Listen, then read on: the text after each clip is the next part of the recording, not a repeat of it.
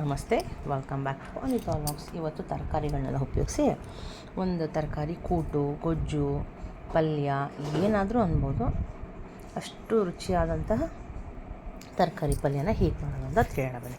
ಇದೇ ನೆನೆಸಿದ ಕಡಲೆಬೇಳೆ, beans, carrot, ಗೆಡ್ಡೆಕೋಸು, ದಪ್ಪಮೆಣಸಿನ್ಕಾಯಿ, ಆಲೂಗೆಡ್ಡೆ ಮತ್ತು ಬದನೆಕಾಯಿ ಕೂಡ ಹಾಕಿದ್ದೀನಿ.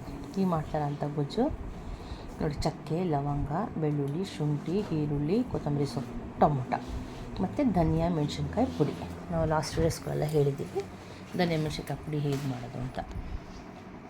ಈ ಮಾಡ್ತಾರಂಥ ತರಕಾರಿ ಗೊಜ್ಜು, ಇದಕ್ಕೆ ಸ್ವಲ್ಪ ಮತ್ತು ರುಬ್ಬಕ್ಕೆ ತೆಂಗಿನಕಾಯಿ. ಈ ಮಾಡ್ತಾರಂಥ ಗೊಜ್ಜು ಪೂರಿ, ದೋಸೆ, ಚಿತ್ರಾನ್ನ, ಪುಳಿಯೋಗರೆ, ಅನ್ನದ ಜೊತೆ, ರೊಟ್ಟಿಗಳ ಜೊತೆ, ರವೆ ರೊಟ್ಟಿ ಜೊತೆ, ಚಪಾತಿ ಜೊತೆ ಎಲ್ಲ ಜೊತೆನೂ ತಿನ್ಬೋದು. ತುಂಬ ರುಚಿಯಾಗುತ್ತೆ. ತಗೊಂಡಂಥ ಮಸಾಲೆ ಪದಾರ್ಥಗಳನ್ನೆಲ್ಲ ರುಬ್ಕೊಂಡು ಅದಕ್ಕೆ ಧನಿಯಾ ಮೆಣಸಿನ್ಕಾಯಿನೂ ಕೂಡ ಹಾಕಿ ರುಬ್ಬಿ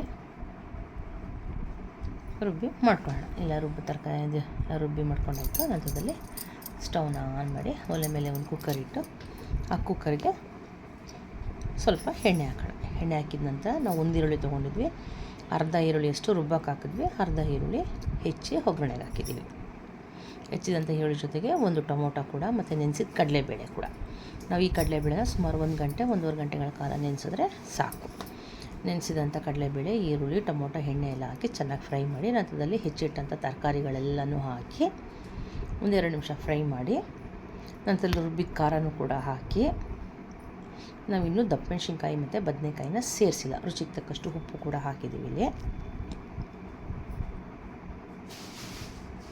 ರುಬ್ಬಿದಂಥ ಮಸಾಲೆನ ಹಾಕಿ ಚೆನ್ನಾಗಿ ಫ್ರೈ ಮಾಡಿ ಸ್ವಲ್ಪ ಜಾರನ್ನ ತಿರುಗಿ ನಮಗೆ ಎಷ್ಟು ಬೇಕೋ ಅಷ್ಟು ಗಟ್ಟಿಯಾಗೋರು ಮಾಡ್ಬೋದು. ಒಂದು ಸ್ವಲ್ಪ ಇಲ್ಲಪ್ಪ ನಮಗೆ ಸ್ವಲ್ಪ ಗ್ರೇವಿ ಬೇಕಂದರೆ ಗ್ರೇವಿನೂ ಕೂಡ ಮಾಡ್ಬೋದು. ತುಂಬ ರುಚಿಯಾಗಿರುತ್ತೆ. ಇದು ನಮ್ಮಮ್ಮ ಅವ್ರ ರೆಸಿಪಿ. ನಮ್ಮಮ್ಮನಿಗೆ ಅವರತ್ತೆ ಹೇಳ್ಕೊಟ್ಟಿರೋಂಥ ಆ ರೆಸಿಪಿ ಇದು ತರಕಾರಿ ಗೊಜ್ಜು. ಈ ತರಕಾರಿ ಗೊಜ್ಜಂತೂ ಮನೇಲಿ ಎಲ್ರಿಗೂ ತುಂಬ ಇಷ್ಟ ಆಗುತ್ತೆ. ನಮ್ಮ ಚಾನಲ್ ಇಷ್ಟವಾದಲ್ಲಿ ಲೈಕ್ ಮಾಡಿ, ಶೇರ್ ಮಾಡಿ ಮತ್ತು ಸಬ್ಸ್ಕ್ರೈಬ್ ಮಾಡಿ. ನೋಡಿ, ಈಗ ಎಲ್ಲ ತರಕಾರಿ ಹಾಕಿದ್ಮೇಲೆ ಸ್ವಲ್ಪ ಇನ್ನೇನು ಕುಕ್ಕರ್ ಮುಚ್ತೀವಿ ಅನ್ನುವಾಗ ದಪ್ಪಮೆಣಸಿನ್ಕಾಯಿ ಮತ್ತು ಬದನೆಕಾಯಿನ ಹಾಕಿ ಮತ್ತು ಸ್ವಲ್ಪ ಇಟ್ಕೊಂಡಿದ್ವಲ್ಲ ಕೊತ್ತಂಬರಿ ಸೊಪ್ಪನ್ನು ಕೂಡ ಹಾಕಿ ಕುಕ್ಕರಲ್ಲಿ 2-3 ವಿಷಲ್ ಬಾರಿಸಿದ್ರೆ ಸಾಕು.